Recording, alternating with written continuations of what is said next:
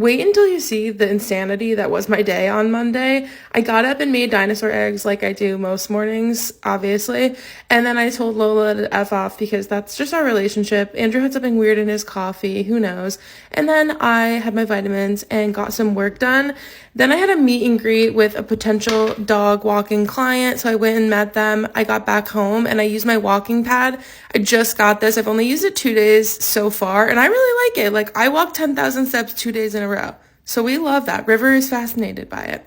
Then I got the call that I never like getting is that the shelter is over capacity and they're euthanizing dogs. So I went in, I tried to get all my friends to take in fosters. I tried to get the rescue to take in more fosters and really just hung out and tried to get dogs adopted. Came back home, ate a quick lunch, and then I went for one of my dog walking clients, Nova. She's a Great Dane. Look at the boop. So then I went back to the shelter because my friends ended up taking this beauty as a foster, so I went and brought them a crate, and then went to my second dog walking job of the day. This is Mr. Wiggles. It was 1,000 degrees out, and Mr. Wiggles is bougie. Look at him. He said, nope. I went back to animal control for the third time this day because look. Are you kidding me?